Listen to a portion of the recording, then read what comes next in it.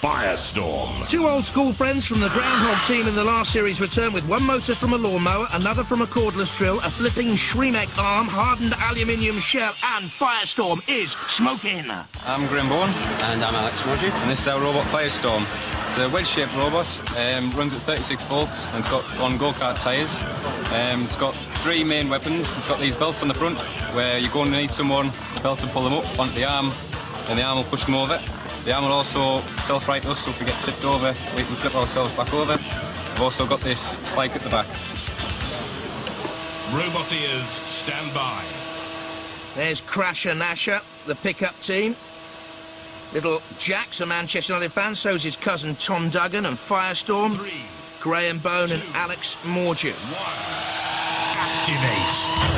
The controls of Firestorm, a wedge-shaped robot slamming into Crasha Gnasha, turning the shark up and over. Hardly a minnow, Firestorm, or you wouldn't expect this sort of damage against a shark. Against the arena wall, a great cloud of smoke from somewhere. Look at this, power and pace, bang! The shark is bitten and bitten badly. Crasha Gnasha, gnashed up, I should think. Bashed up, certainly. And there's nothing left in that. In comes Bash, hauling the shark away to the depths of Robot War's oblivion. The camera on dead metal, the saw of dead metal. The punishing, squeeze ability of the house robots on Crasha Gnasha. Firestorm, good driving by Alex Mordew, fine power. There again, slicing through the little wheel of the Crasha Gnasha team. Dead metal. Cease. Off comes the wheel. Well, the most lethal thing they normally do is play badminton. They're more dangerous here. The poor kids. Oh, the young lads are out. Looks like fish is off the menu. Firestorm, turn up the heat.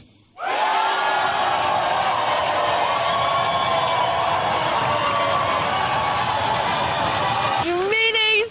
How can you do that to those beautiful children? Oh, we're just bullies. I mean, we didn't expect it to turn over as quickly as it did. We thought... You did, you went woof! Straight in. There was no holding back there that I saw. That must be interference. Oh, yeah, right. Interference. I've heard it all before. Anyway, well done, guys. Off you go. Thanks very much. See you in the next round. Firestorm, you're about to go into battle. Tell me your weak points and your strong points. Strong points, we can turn people over and turn ourselves back over. Weak points, don't really know. Never tested it before. That's good, that's good. What about the opposition, though? They're fairly scary, but we're fairly well matched, I think, so yeah, it's going to be an interesting fight. It'll be an interesting fight. They can flip people as well, so we can flip them upside down, then flip them back over, and it could be quite interesting, yeah. Should be a flipping good match, then. It will be, certainly. Okay. Two good robots, two experienced teams, Firestorm, Graham Bone and Alex Mordew. And there's the Facet boys, Mike Rickard, Mike Smith and Charles Lavery. Rickard loves his white water rafting. Stand by. The currents are strong out there on the arena floor. Facet. 3. There the Firestorm, 2, hopes of Graham and Alex. Activate. The vivid yellow and red colours. The speed, though, of Facet is frightening. And also that front lifting hydraulic ramp in underneath Firestorm. Yawning mouth opens. That, I think, could be its Achilles heel as well as a yawning mouth. There's Firestorm in underneath Facet there. Two very speedy robots. But Facet up to 48 miles an hour. We simply have never seen anything as quick as this before. And there the great lifting ramp, but Firestorm has a Shremek. It can self-right itself, as well as flip. Does so. Turns to come in again. It's a real feature of this series of Robot Wars. All credit to Rex Garrard, who invented it in the last series, the Shremek, the self-righting mechanism. Up and over Firestorm, ready to do battle again. Prodding against Facet. Two similar wedge shapes again. How many robots have we seen come through the pitch with wedge shapes this series? The levering arm of Firestorm, less powerful than that of Facet, it has to be said, but pushing up against the arena wall. Now look at this. They're on their side and too close to the arena wall, but not close enough to get the great levering ramp to self-right themselves. And I think Facet have been done here by Firestorm. And it's a question now of whether the house robots will do Firestorm. And in comes Kill-A-Lot. Oh, and there's the damage I thought might happen. The great yawning mouth of Facet too wide. And in comes Kill-A-Lot with that penetrating lance. It's on fire. Cease. And Facet beaten. Well, what a fight that was. The winner's obviously Firestorm team. Really good from where we were sitting. It was good from where we were standing as well. Yeah, Did you like the flip? was great. Did you know that you would do that? I mean, Oh, yeah. did you? Oh, Were yeah. you fully confident when you pressed the button? Yeah. Because it was really, really cool. We thought you were gonna. Best bits of the battle for you? I think it was when we tipped over Facet and it just couldn't get back up again, so we thought it was going to flip itself back over. Yeah, But we knew they could flip themselves over, but It was nice work, Jess. I just put you on that angle where you can't move at all. Nice work. Well done, guys. See you in the next one. yeah. Firestorm crew, tell me, are you ready? We are, yes. Yep. Yeah? Yep. In every way, shape and form? Yeah, should be. But you know you're battling madness. Oh, yes. Yeah. So, we know so they're how do you completely battle madness? I mean, where do you know where to start? Well, with just- madness, Yes. obviously. Okay. Mad All right. tactics for mad people. And I'll give you a clue, right? They've got their sunglasses on. They can't see a thing. Ah, right. Roboteers, stand by. Custom. Good word for Diotoir today. Their robot pulled apart by the customs. They put it together again. And look, more fur after the fire of the heat semi-finals. There, of course, the Firestorm boys against them. 1. Activate. The Dubliners done well to repair Diotoir. It's got the little trophy from the Steel Avenger, the Feather Duster as well. And immediately Firestorm trying to lever Diotoir up and over. Where do they get all this polka dot fur from? I know one of the team members, Zulu, Karen Byrne, they reckon wears red and black fluffy underpants as well. And he's got a secret store. He'll need something, certainly, because Diotoir's up and over. The judges look on. They'll be impressed by that sudden attack from Firestorm. And there, the lifting mechanism flicks Diotoir up and over. Diotoir, of course, has its own hydraulic arm. Now onto the flame pit. The lick of flame. The smile obliterated. The dead metal camera records it all. Once again, the splendid entertainers from Dublin's Fair City are left feeling hot under the collar, and Firestorm about to take on Dead Metal. Dead Metal sparking away there. Metal being burnt. The fur flickers, but not the life force inside Diotoir, I'm afraid. Kill-A-Lot to finish it off with a coup de grace, perhaps. In goes the lance. In underneath the lifting mechanism of Diotoir, enabling Kill-A-Lot to lift it, hoist it, and push it towards, well, Bash wants some fur. Perhaps it's getting cold out there. Now is the winter of Diotoir's discontent, certainly, if it is a wee bit chilly on the arena floor. The Firestorm boys look on. All right. And I think we're about to see the mighty arena flipper. Diotoir righted. It's not all right. It's all gone wrong for the boys of Dublin. What a story, but Firestorm worthy winners. No doubt about that one. Firestorm, hot stuff, through to our series semi-finals. Well done to the Firestorm boys. The fairy story ends for Diotoir. The crowd have loved them to the very last minute. In the very first seconds of the heat final, though, that's the damage. Flipped up from the arena floor, bouncing and burning. Where there's smoke, there's fire. That was pretty magnificent. Wasn't it? Gobsmacked. You both are. Yeah. Yeah. Really thought they'd win. You got souvenirs. Oh, that's mean. Well, they gave them to us. Oh, you have the Diotoir eye. You have the Diotoir fur, complete with lucky shamrock. Or is it a shamrock? It is a shamrock, yeah. Well, it's not very It's lucky, not very is it? lucky, is it? Well done. You are series semi-finalists. How do you feel? Very good. Fantastic. Good. Firestorm, how do you feel? Pretty silly in these furry cod pieces. Well, I wasn't going to mention it, actually. I was just going to leave everyone to wonder. What on earth is the story? Well, it was the last match with Diotoir. They said that if they were going to win, they'd wear them. so they lost, so we're wearing them. I wonder why they lost. Yes, you look stupid. Thank you. We'll be doing the full Monty later. There's not much padding in there, is there? Doesn't need to be. Oh, they're calling for you in the arena. Bring your robot. No, you do the robot bringing. It's too heavy. Good luck. Thanks.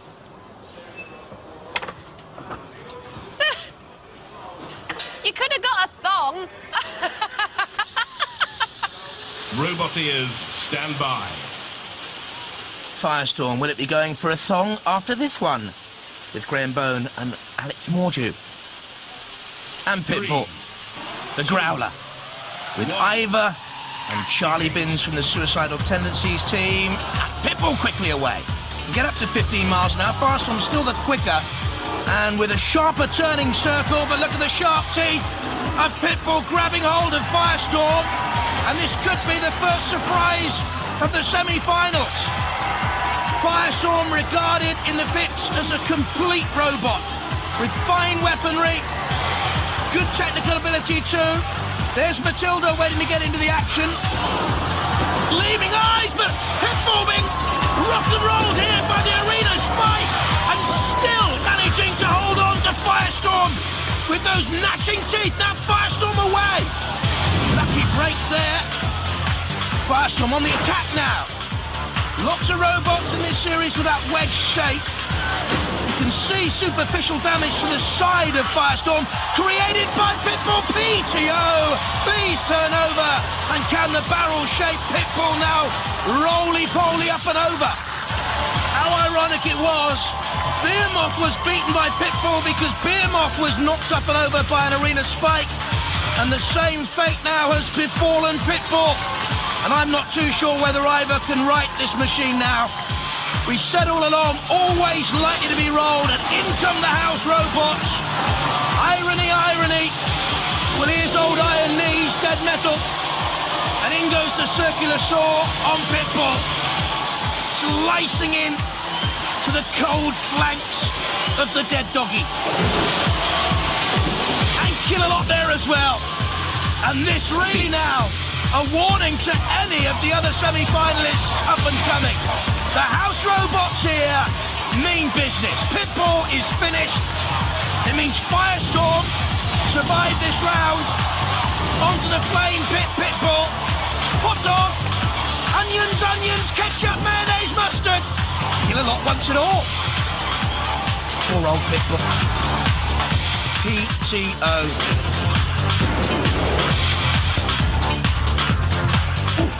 Are you sure? Look at this for the tenacity of a Pitbull. It's beaten and still wants a little nip in the tail of Killalot. Well done. That's splendid stuff. Back again. Well done, Ivor.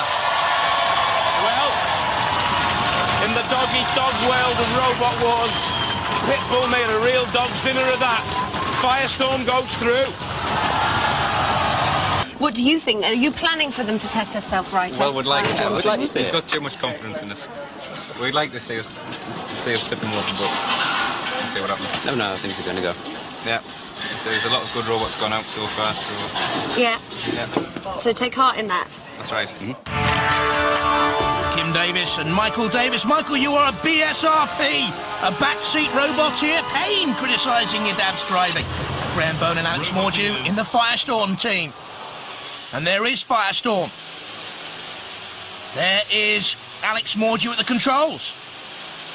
And of course, Panic Attack, the reigning champions. 2, 1, activate. Good old battle this, you know. Panic Attack so steady. They spin to try and throw opponents off the scent. Firestorm nudging Panic Attack towards a CPZ. And that is poor driving by Kim to get in there, because you go in the CPZ and a house robot like Bash there can grab hold of you and punish you. And Panic Attack being lifted by Firestorm. Firestorm there on the right. A clash of reds and yellows out there. Splendidly coloured. Panic Attack's main weapon, of course, those front spikes. Firestorm driving in. Now the spikes underneath Firestorm. Firestorm just getting away, though. And don't forget, we've seen opponents of Panic Attack foolishly riding up on the side of the reigning champions and being flipped up and over so far. Firestorm on the attack once again with the wedge and the lifting arm sticking out there. Comes out with great speed, but something's been bent on the front there of Firestorm. I don't know if you notice it. The armour flat there, and I think that will prevent the wedge getting in underneath. Panic attack, but panic attack picked up by the arena spike in underneath. Firestorm goes. You can see the bent front of Firestorm, but panic attack on its side now, and on the arena wall, bouncing down. Has its own arms to push itself off the arena. There's panic attack. Now pushing on Firestorm again. Ooh, in towards Killalot with the lance protruding. Kim Davis is doing everything he possibly can to drive panic attack into the troubled zones here. Wonder what damage has been sustained by Firestorm. You can see its crumpled front. Panic attack in trying to push Firestorm into Killalot has caused itself problems again. Firestorm side on, but panic attack, that's good steering by Kim to prevent Firestorm coming inside on. They love the old CPZs, these two, don't they? I think it's cat and mouse here, trying to drag each other into the corner resolve zones. Panic attack now in underneath Firestorm, which has shown very quick reactions and speed around the arena. And again, quickly away. Time ticking down though. It needs a fast finish, otherwise it's going to go to the judges and marks on control, style, damage, and aggression. Cease. Well, they both set the stage alight, but one team are going to go out in a blaze of glory while our judges are making a decision. Let's look at the highlights. Watch for aggression here then. Firestorm pushing panic attack on to bash the house robot. Also look for damage sustained. Look for controlled driving. Panic attack, wayward and sluggardly there on the arena floor. Again, more aggression from Firestorm. A little bit of damage sustained to panic attack. Style on the arena floor. Who was the more stylish of the two robots? I don't have to decide. The judges, of course, do. It's a unanimous decision, and it goes to Firestorm!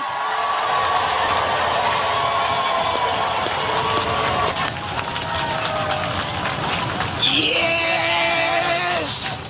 You're through to the grand final. You beat the reigning champions. There's no need for them nerves. Wasn't that a brilliant fight, eh? We wouldn't have minded getting knocked out in that one. It was a good fight. You must be over the moon, lads. Definitely. Absolutely. Yeah. Do you think you can go all the way now? You're in the grand final. You've beaten the reigning champs. I don't know, Chaos is quite a good machine. I mean, I think we'll be doing well to beat that. It's whatever happens, it'll be a good fight. Two robots that can flip each other and flip over again. So it'll be a good fight. Have you got any aims? I mean, when it says 3, 2, 1, activate, what will be going through your head? Win. Win. Must win, in a kind of robotic fashion? Oh, yeah. Definitely. A thumbs up then for Graham Bone, a badminton player on the left, and Alex Mordew. Roboteers, stand by. And it's Chaos 2 against Firestorm. They're the experienced George Francis, and for Firestorm at the controls, Alex was with the Groundhog team in the second series of Robot Wars. Both quick, nippy, great manoeuvrability. It's Chaos 2 bumping and barging and turning away side by side, sizing each other up. Chaos 2, ooh! Well, he's seen there to get in and underneath. Firestorm is the way to victory, and Chaos 2, oh! Cease. What a way to go! I don't think there's any doubt about that, George Francis. What happened to them? Well, this was over so quickly.